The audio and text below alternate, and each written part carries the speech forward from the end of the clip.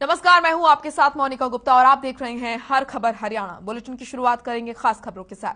चुनाव आयोग ने 5 राज्यों में होने वाले विधानसभा चुनाव की तारीखों का ऐलान कर दिया है।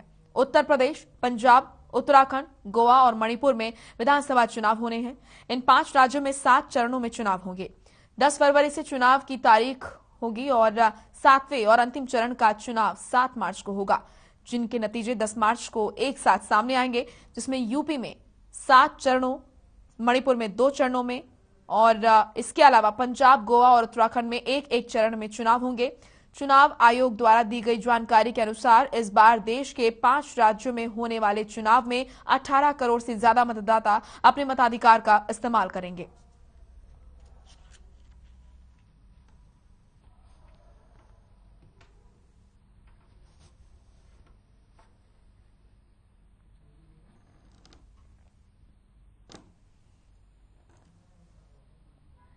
तो 5 राज्यों में 7 चरणों में चुनाव होंगे। चुनाव आयोग की मुख्य बात वे आपको बता रहे हैं। यूपी में 14 जनवरी को होगा पहला नामांकन।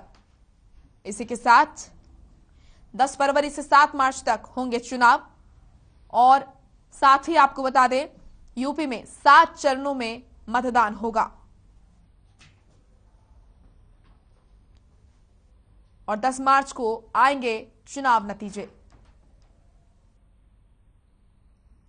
10 फरवरी को पहले चरण का मतदान होगा और 14 फरवरी को दूसरे चरण का मतदान होगा। इसी के साथ आपको बता दें 20 फरवरी को तीसरे चरण का मतदान होगा। 23 फरवरी को चौथे चरण का होगा मतदान। चुनाव आयोग की मुख्य बातें ग्राफिक्स के जरिए आपको दिखा रहे हैं। 27 फरवरी को 5वें चरण का मतदान होगा। 3 मार्च को 6ठे चरण का होगा मतदान। तो वहीं आपको बता दें 7 मार्च को 7वें चरण का होगा मतदान। गोवा, पंजाब और उत्तराखंड में एक एक चरण में चुनाव होंगे। वहीं 14 फरवरी को गोवा, पंजाब और उत्तराखंड में चुनाव होंगे और इसी के साथ मणिपुर में 2 चरणों में होगा मतदान। 27 फरवरी और 3 मार्च को मणिपुर में मतदान होगा और पोलिंग की टाइमिंग 1 घंटे ज्यादा बढ़ाई गई है। अगर आप इन 5 राज्यों में रहते हैं तो ये तारीखें आपके लिए बहुत महत्वपूर्ण है, क्योंकि चुनाव आयोग ने इन 5 राज्यों में चुनाव की तारीखों का ऐलान कर दिया है। और चुनाव आयोग की मुख्य बातें क्या रही, ये ग्राफिक्स के जरिए आपको बता रहे हैं।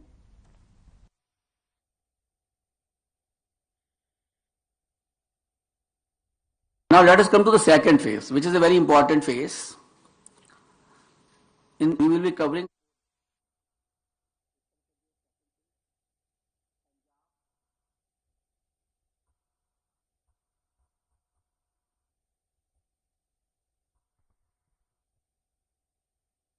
आयोग ने 5 राज्यों में होने वाले विधानसभा चुनावों की तारीखों का ऐलान कर दिया है।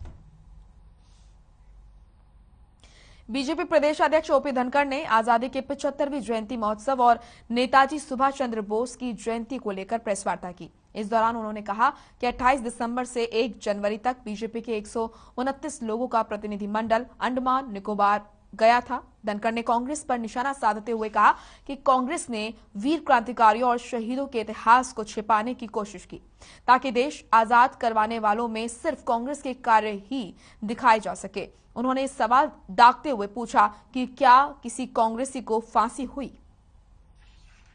महती कार्यक्रम हमने 23 जनवरी जब नेताजी सुभाष चंद्र बोस की 125वीं जयंती होगी, भारत सरकार ने जिसको पराक्रम दिवस कहा है, उसके साथ हमने एक शब्द अपने हरियाणवी हिसाब से जोड़ा है, क्योंकि हरियाणा के 3000 लोग आजाद हिंद फौज में थे, 300 अफसर थे,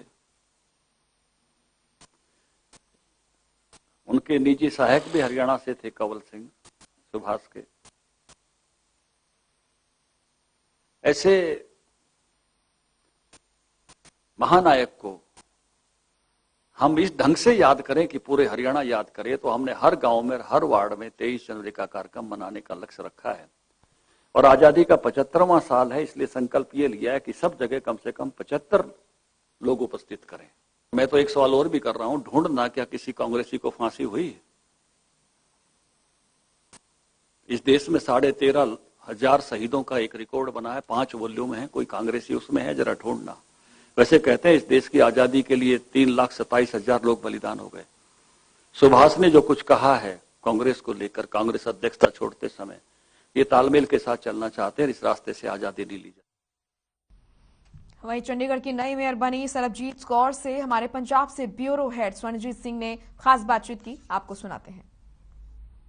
चंडीगढ़ नगर निगम से मेयर सरबजीत कौर मैडम, सबसे पहले तो आज की जीत पर क्या कहना है?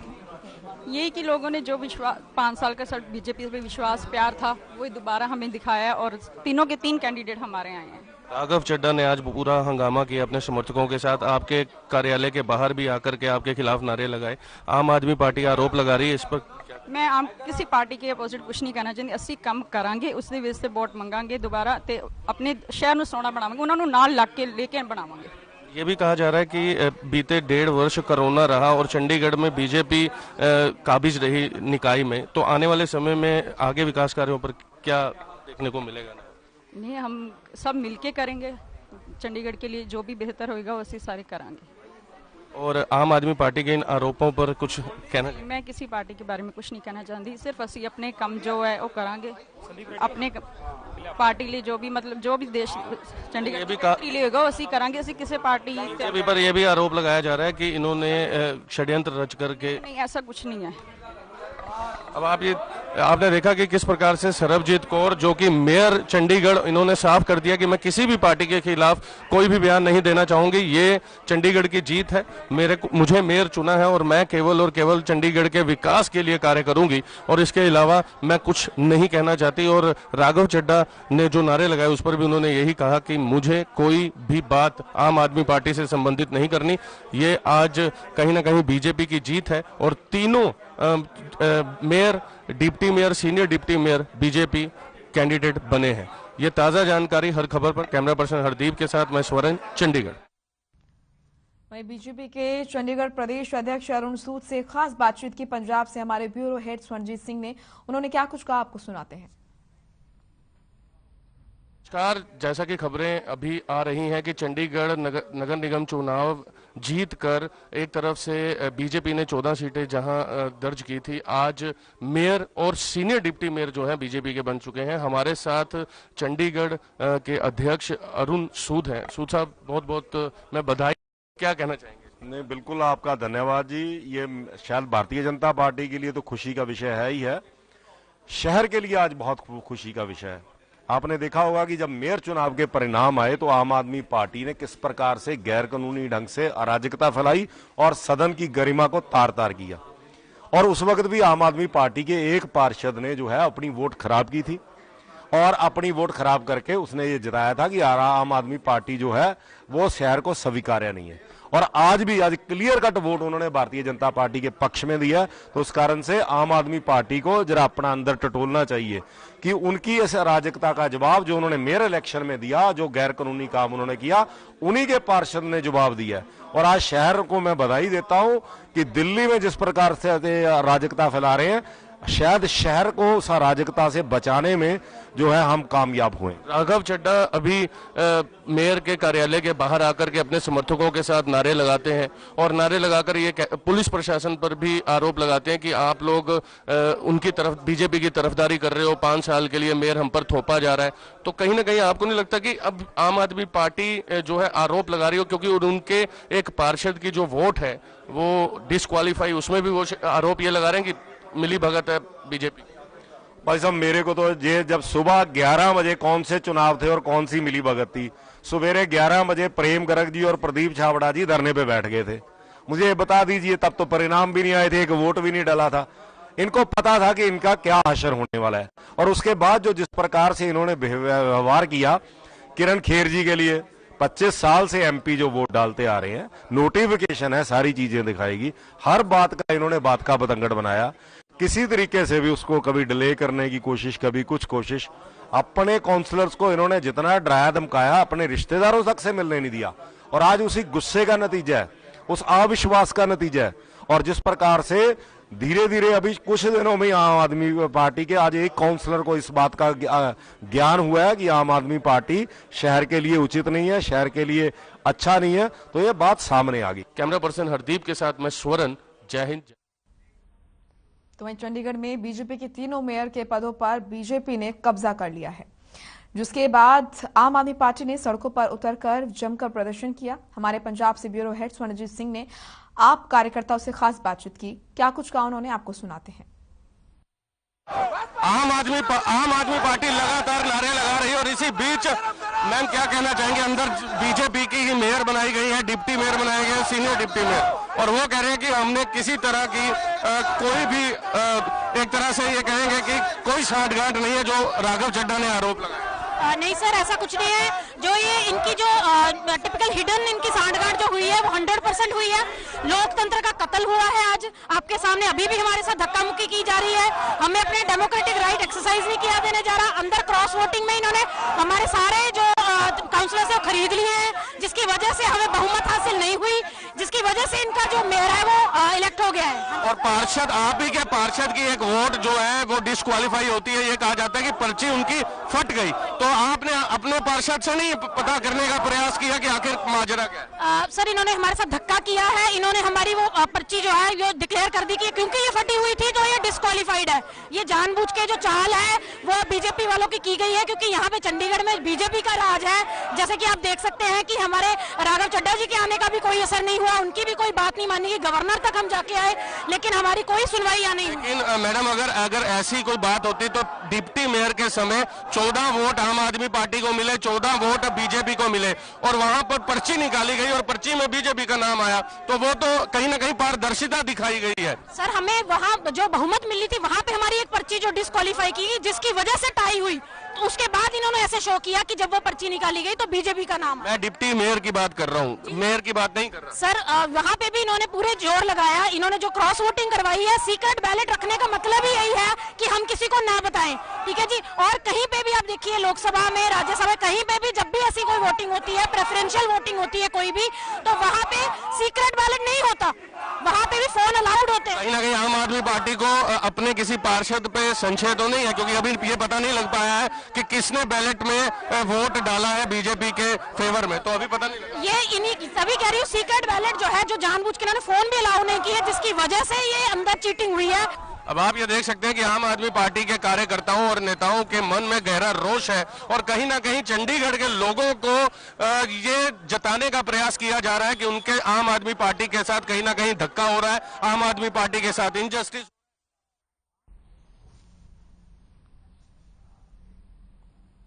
तो वहीं आपके प्रदर्शन को लेकर बीजेपी कार्यकर्ताओं ने भी आम आदमी पार्टी पर पलटवार किया है।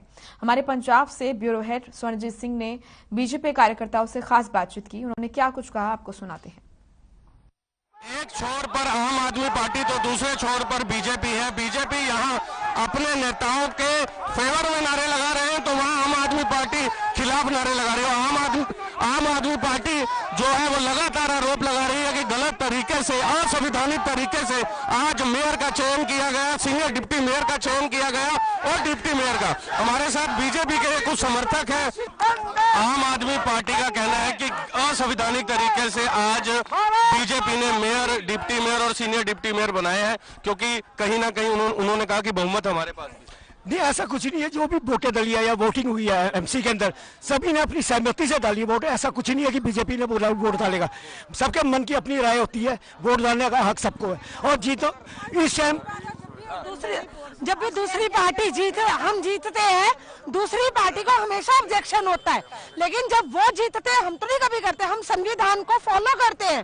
पर वो तो ये कह रहे हैं कि यह संवैधानिक तरीके से आज बस हम ही असंवैधानिक है, वो तो कुछ ही नहीं है, हम ही कर रहे हैं। आपके सामने डिप्टी मेयर की जो ड्रॉ निकली है, कमिश्नर मैडम ने खुद निकाली, उसमें तो कोई हेराफेरी नहीं थी, उसमें भी इनको विश्वास नहीं है। शुरू में आपने पहले ही चेक कर लिया था कैसे प्रेम कर जी अंदर आए, क्या उन्होंने किया, हत्या पाई क्या की, ऐसे अलाउ, आपको भी पता अलाउ था नहीं था। जो गलत है, जिसके मन में खोट है तो यही है। एक तरफ बीजेपी और दूसरी तरफ आम आदमी पार्टी। बहरहाल देखते रहे हर खबर। कैमरा पर्सन हरदीप के साथ मैं स्वर्ण। वहीं सूबे के मुखिया मनोहर लाल से यहां पर बीजेपी के राष्ट्रीय उपाध्यक्ष ने खास मुलाकात की और उन्होंने बताया कि एक शिष्टाचार मुलाकात थी और इस मुलाकात में कुछ अहम मुद्दों पर चर्चा हुई। ये तस्वीरें आपको दिखा रहे हैं जहां पर मुख्यमंत्री मनोहर लाल से बीजेपी के राष्ट्रीय उपाध्यक्ष सौदान सिंह ने मुलाकात की। ये मुलाकात चंडीगढ़ स्थित मुख्यमंत्री आवास पर हुई है। मुलाकात के बाद सौदान सिंह ने बताया कि ये एक शिष्टाचार मुलाकात थी जिसमें कई मुद्दों पर सीएम से चर्चा भी हुई। तो सीएम से मिले सौदान सिंह, उस दौरान की तस्वीरें आपके सामने। बीजेपी के राष्ट्रीय उपाध्यक्ष हैं सौदान सिंह और सीएम आवास पर सीएम से उनकी शिष्टाचार मुलाकात थी जिसमें उन्होंने बताया कि कई महत्वपूर्ण मुद्दों पर सीएम से चर्चा हुई।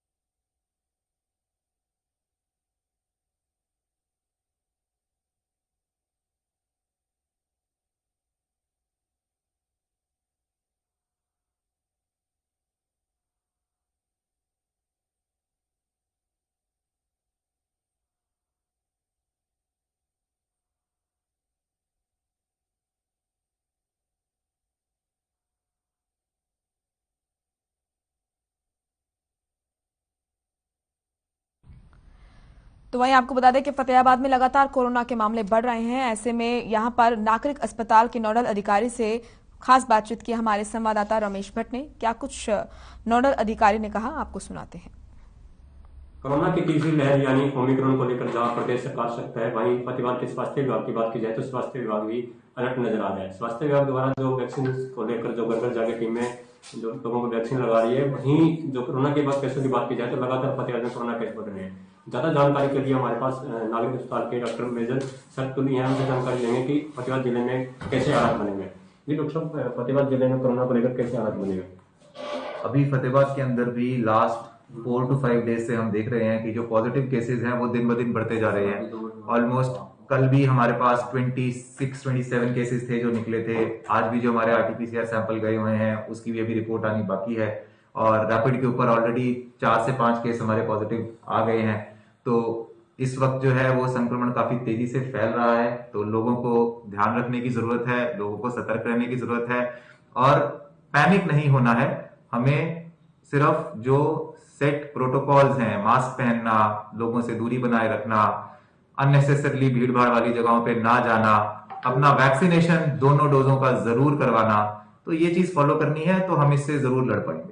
तो फतेहाबाद जिले के अंदर एक जाफर में व्यक्ति की मौत भी हुई है सर, किस कारण से व्यक्ति की मौत हुई है, क्या आप तक पता सामने रखे हैं? देखिए, जिन बुजुर्ग की मृत्यु कोविड के कारण हुई है वो जो है पहले से ही डायबिटीज से ग्रसित थे, हाइपरटेंशन के भी वो मरीज थे, उनका CVA हार्ट का भी जो है दवाइयां चल रहा था, स्टेंट डला हुआ था और लास्ट 2 साल से वो ऑलमोस्ट बेडरिडन थे, जो हमारे पास अभी उसके बारे में प्रिलिमिनरी इंफॉर्मेशन आई है उसके तहत।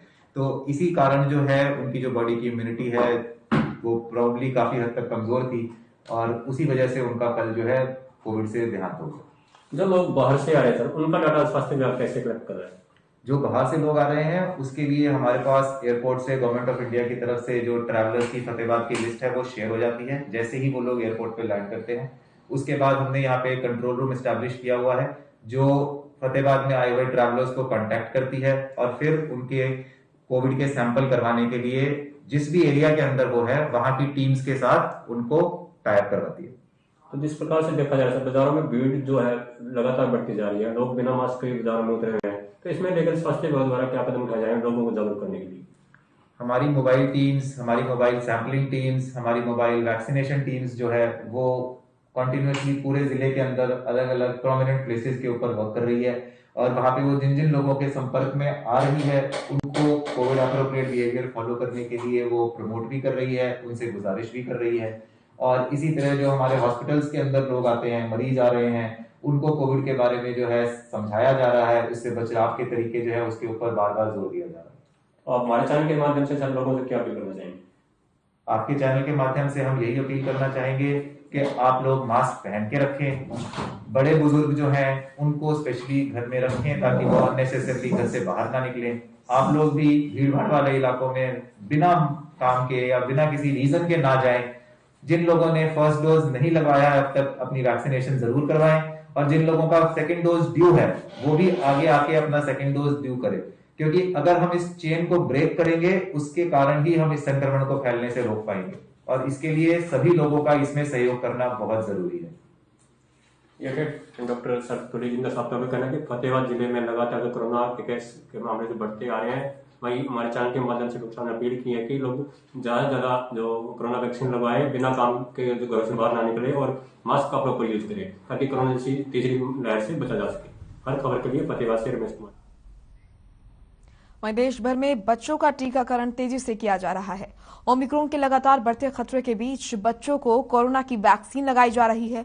बच्चों के टीकाकरण को लेकर विधानसभा अध्यक्ष ज्ञानचंद गुप्ता ने देश के अंदर सफलतापूर्वक 150 करोड़ वैक्सीनेशन के लिए पीएम मोदी का धन्यवाद किया। साथ ही उन्होंने तीसरी लहर से भी बखूबी निपटने की उम्मीद जताई।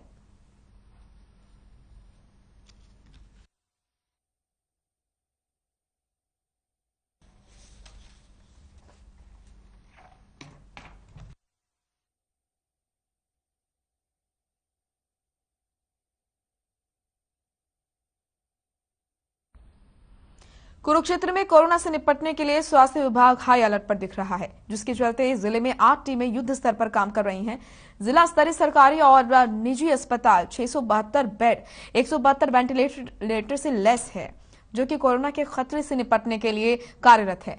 डॉक्टर कृष्ण कुमार ने बताया कि 8 टीमें sampling, contact tracing, home isolation, bulletin team, molecular lab, deputy civil surgeon की अगुवाई और दिशा निर्देश में काम कर रही है, और यहां पर स्वास्थ्य विभाग पूरी तरह से अलर्ट है।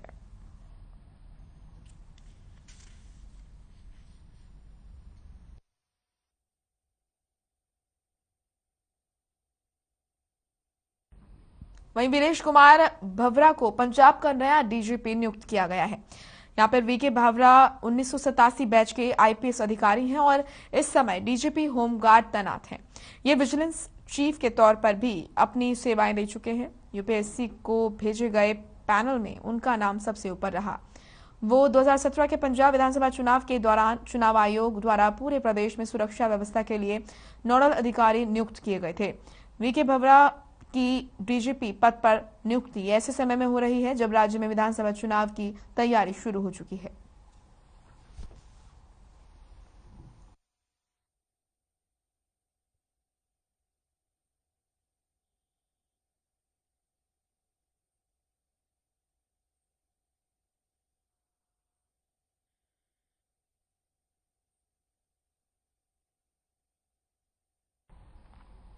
वहीं सोना में हो रही मूसलाधार बरसात के बीच रात में करीब 3:15 बजे तेज धमाके के साथ आसमानी बिजली एक मकान पर आ गिरी।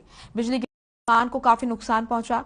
राहत इस बात की रही कि बिजली गिरने से किसी की जान को नुकसान नहीं पहुंचा।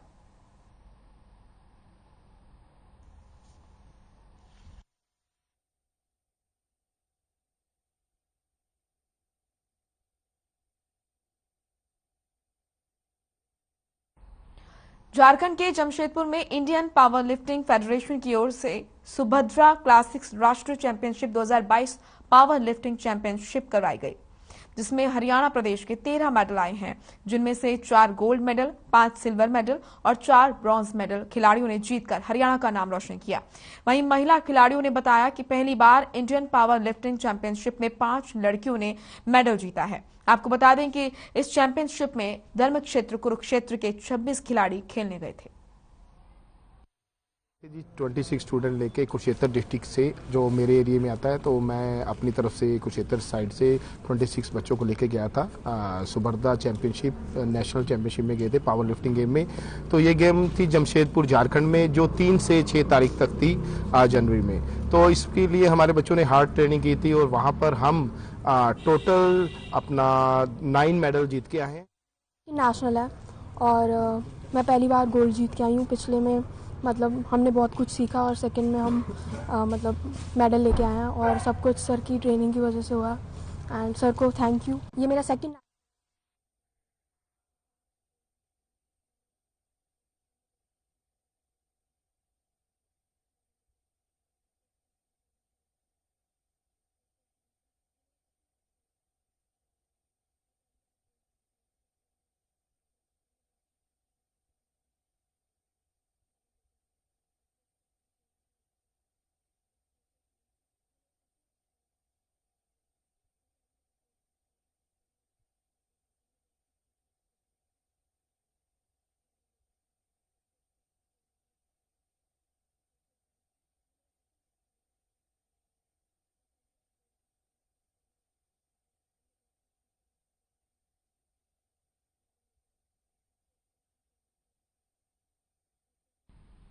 चलिए फिलहाल इस बुलेटिन में इतना ही। आप देखते रहिए हर खबर हरियाणा। नमस्कार।